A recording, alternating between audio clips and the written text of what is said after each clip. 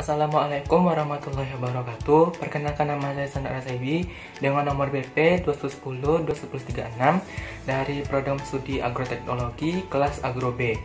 Di video kali ini saya akan menjelaskan yaitu tentang materi pembelahan sel. Pembelahan sel terbagi menjadi tiga. Yang pertama itu ada amitosis, dan yang kedua ada mitosis, dan yang ketiga ada meiosis. Yang pertama itu ada amitosis. Amitosis merupakan pembelahan sel tanpa adanya tahap-tahap atau langkah-langkah tertentu. Amitosis ini membelah secara langsung.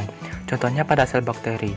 Sel bakteri bisa membelah sebanyak mungkin dengan waktu yang singkat karena pada proses pembelahan selnya pada bakteri memang cepat prosesnya tanpa adanya tahap-tahap. Yang kedua itu ada pembelahan mitosis. Pembelahan mitosis merupakan pembelahan sel yang menghasilkan sel-sel anak dengan jumlah kromosom sama dengan jumlah kromosom induknya. Pembelahan ini berlangsung pada masa perkembangan embrio dan selama masa pertumbuhan serta pada masa pergantian sel. Contohnya itu pada ujung akar tanaman. Sebelum masuk ke dalam fase mitosis, ada yang namanya fase interfase. Fase interfase merupakan fase tahapan di mana sel anakan baru menghasilkan pembelahan, atau fase mitosis ini mempersiapkan pembelahannya. Fase interfase terbagi menjadi tiga tahap. Yang pertama itu ada tahap G1, yang kedua tahap S, dan yang ketiga tahap G2. Yang pertama itu tahap G1. Tahap G1 merupakan fase pertumbuhan dan perkembangan sel. Hal ini ditandai dengan berkembangnya sitoplasma atau cairan sel, organel sel, serta sintesis bahan-bahan yang akan digunakan untuk fase berikutnya, yaitu fase S.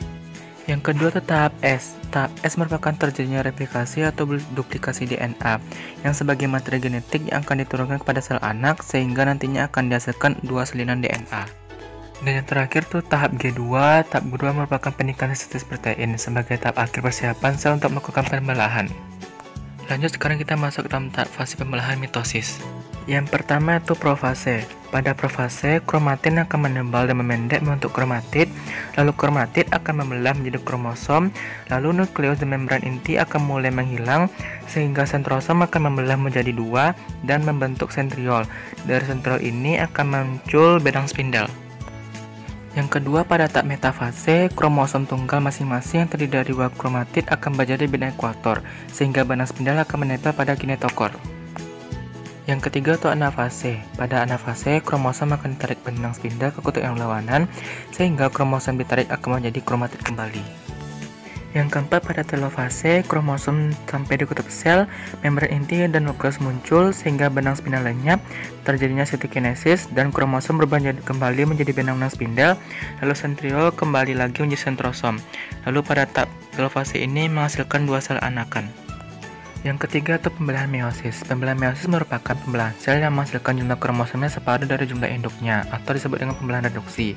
Pembelahan ini dibagi menjadi dua tahapan. Yang pertama tahapan meiosis 1 dan yang kedua itu tahapan meiosis 2.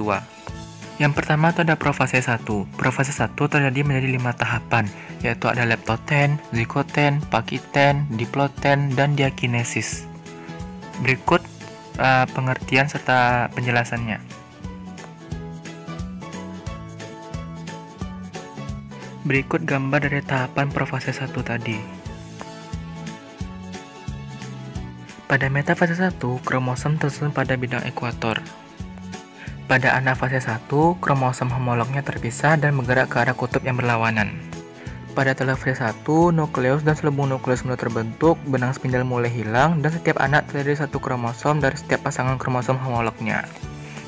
Pada profase 2, membran inti dan nukleus lenyap, sehingga sentriol yang menyatu mulai menjauh dan membentuk benang spindel.